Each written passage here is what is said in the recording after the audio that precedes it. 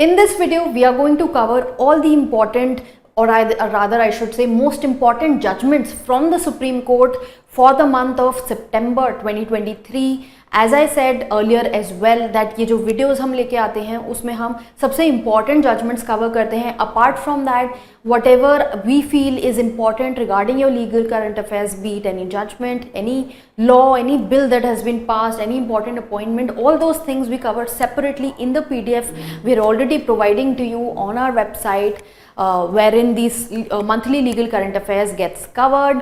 So in case you're preparing for any examination wherein these things are asked, then you might subscribe for the same. Hi guys, I'm Ayushi, your mentor for law-based examinations, and welcome to Law Digest.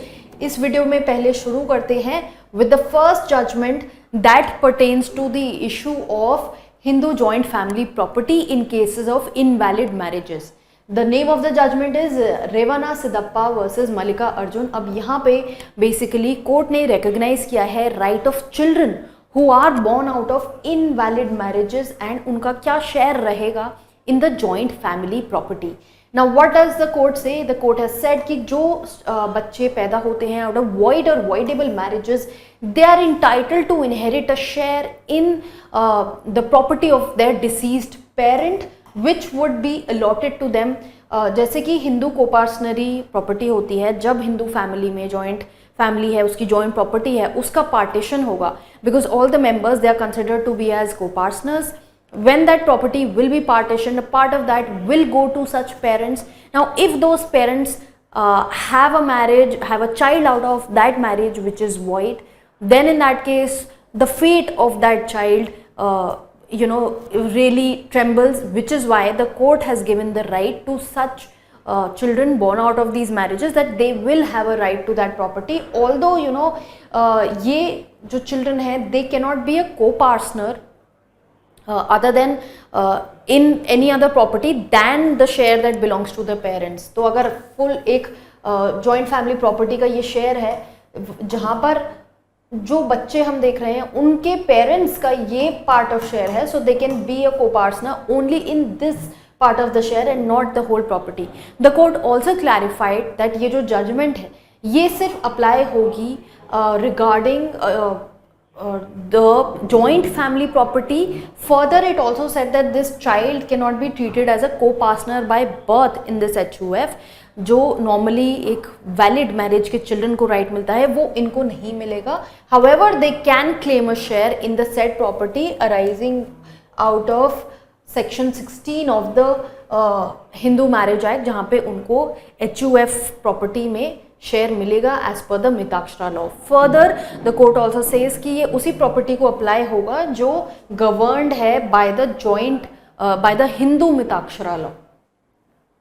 Then this judgment was basically given by a bench comprising of Chief Justice of India J.B. Parthiwala and Justice Manoj Mishra. Then next judgment pertains to Union Territory of Ladakh versus Jammu and Kashmir National Conference. अब इस judgment में apart from dealing with the notification जो issue किया गया था, let us talk about the notification first. Union Territory of Ladakh ने notification issue किया था for the Ladakh Autonomous Hill Development Council elections in the Kargil region. So court ने ये बोला कि although court does not interfere in the matters that pertain to election, however, if there is a need, this principle is not absolute. If there are circumstances wherein executive action or attempts जो executive के हैं वो इस तरह से हैं कि fair play disrupt हो रहा है, there is some arbitrariness coming into being, then in those cases court की सिर्फ परमिशन ही नहीं है कोर्ट को कि उस मैटर में एंटर करे, रादर ये कोर्ट की ड्यूटी है. The court is duty bound to step in and ensure the integrity of that election process. Then the case basically pertains to the allotment of plough symbol that was taken up by the Jammu and Kashmir National Conference Party. And जो union territory of Ladakh है उन्होंने क्या किया, they opposed that this party should get this symbol, they oppose this allotment and they filed a case and out of which the notification came. अब supreme Court ने यहाँ पर 1 lakh rupees का fine लगाया है on Ladakh administration for filing this petition. And further the court also clarified कि court के notice में आ रहा है कि हाई कोर्ट जो जजमेंट्स दे रहा है at some places the court is not going into the details further by citing reasons like ये केस अभी रिविजन के लिए पेंडिंग है बिफोर द सुप्रीम कोर्ट और it has not been decided और द बेंच इज डिवाइडेड कि जो division bench बात कर रही है वो अलग है.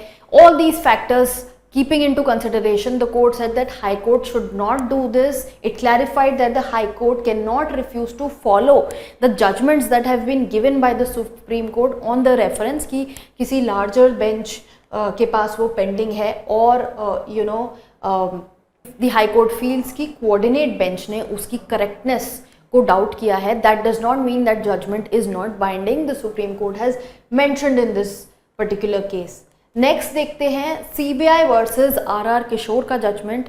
अब इस जजमेंट में बेसिकली रेट्रोस्पेक्टिविटी की बात करी गई है. जो हम आर्टिकल 13 जब हम पढ़ते हैं we understood from article 13 that if there is any law which is infringing upon the fundamental right of a citizen, then that law so passed is considered to be void from the beginning and it will not be applicable.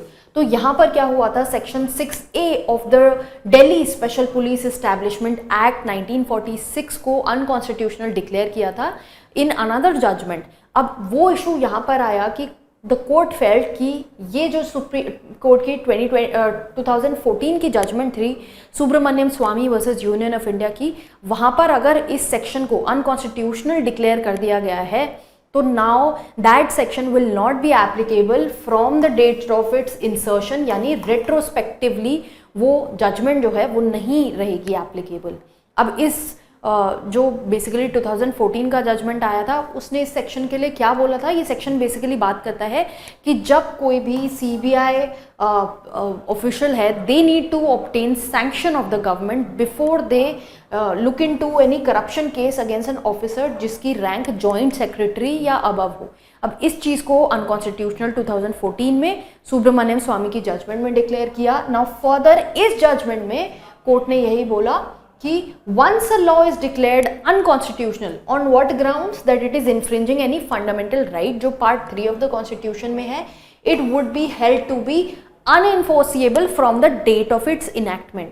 तो जब अगर हम ये 6A section की बात कर रहे हैं it will be unenforceable from the date when it was inserted, that is September 11, 2003, because they say the court has specifically said that a law is declared to be unconstitutional being violative of the constitutional, then it would be void ab initio, stillborn, unenforceable, non est, non a in view of article 13 जिसकी हम बात कर रहे थे, and वो applicable नहीं रहेगा. That is essentially what the court has said here. Moving further, Meena Pradhan versus Kamal Pradhan का जजमेंट. This judgment relates to the concept of wills. यहाँ पर डिवीजन बेंच जो है Abhay S Oka and Sanjay Karol justices, इन्होंने क्या बोला, they laid down certain principles जो बात करते हैं कि क्या वैलिडिटी होनी, विल की वैलिडिटी और एग्जीक्यूशन को लेके कुछ प्रिंसिपल्स ले डाउन किए. They said that apart from the statutory compliance जो section 63 of the succession act में होती है, उसके अलावा ये प्रूव किया जाना चाहिए फॉर विल्स दैट जो टेस्टेटर है, जो विल पे साइन कर रहा है, he is doing so out of his free will, कोई फोर्स नहीं है. Then at the time of execution he is of sound state of mind, कोई मेंटल इलनेस नहीं है. Then he was aware of the nature and effect thereof. Further, the will was not executed under any suspicious circumstances. तो ये सारे factors जो हैं they should be present at the time of signing of the will. If you will remember, I had also posted a very short video Instagram reel on the concept of non-est factum जहाँ पे मैंने explain किया था that what are the circumstances in which you won't be bound by the judgment, by any document that you have signed, उसके अंदर कोई liability आ रही है तो. So make sure that you visit that judgment also. Supreme court की recent ही judgment आई है वो जो मैंने डिस्कस की है.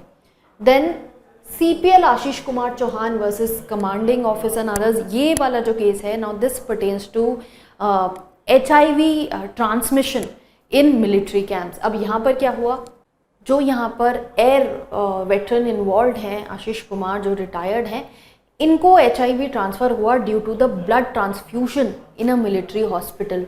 सो कोर्ट ने ये बोला कि जो प्रिंसिपल है रेस इप्सा लोकेटर, जो बात करता है थिंग्स स्पीक फॉर इटसेल्फ, ये वाला जो प्रिंसिपल है ये अप्लाई होगा in the cases of medical negligence as well, emphasising that where negligence is evident and burden of proof जो है वो हॉस्पिटल और मेडिकल प्रैक्टिशनर्स पे जाएगा। बिकॉज अगर कोई ऐसी चीज़ है where it can be seen that negligence is happening on the face of it, like here कि मिलिट्री हॉस्पिटल में सेम नीडल यूज़ करके ब्लड ट्रांसफ्यूजन हुआ, उससे HIV भी ट्रांसफ़र हो गया। So it is a case of sheer negligence. Here the court said कि ये जो बर्डन ऑफ प्रूफ है, ये जो लाइबिलिटी है, ये हॉस्पिटल मेडिकल प्रैक्टिशनर्स पे जाएगी। एंड यहाँ पर कोर्ट ने उनको 1.5 करोड़ का कॉम्पनसेशन ग्रांट किया। एंड साथ साथ किसकी लाइबिलिटी आई, इंडियन एयरफोर्स की और इंडियन आर्मी की joint liability I for medical negligence that happened here. Medical negligence happened at the hospital, but then these organizations were held vicariously liable for it because उनकी organization में ऐसा हुआ है। Further इस case में Supreme Court ने directions भी issue करी to central and state government की एक इफेक्टिव प्रोग्राम लाया जाए for implementation of human immunodeficiency virus and acquired immunodeficiency syndrome act, HIV act basically, उसके रिस्पेक्ट में उसको इम्प्लीमेंट करने के लिए डायरेक्शंस बनाई जाए। कोर्ट ने और courts, tribunals, Kosai judicial bodies को भी ये बोला कि जो HIV रिलेटेड केसेस हैं उसको आप प्रायोरिटी पे डील कीजिए, because obviously the stakes are very high in such matters. And जो इन्फेक्टेड पर्सनस हैं उनको ज़रूर their cases should be decided as early as possible, उनको जल्दी से जल्दी डिस्पोज किया जाना चाहिए। And steps should be taken to identify the HIV person and उनको अनोनिमसली रखा जाना चाहिए। इसी के साथ हमारा ये वीडियो ख़त्म होता है। आई होप आपको पता लगा होगा सितंबर के जजमेंट्स, आगे आने वाले जजमेंट्स भी हम कवर करेंगे, but for that you have to make sure that you are following the channel and you subscribe to the channel. Also follow us on Instagram, जहाँ पे हम इंपॉर्टेंट लीगल अपडेट्स आपके लिए लेके आते रहते हैं।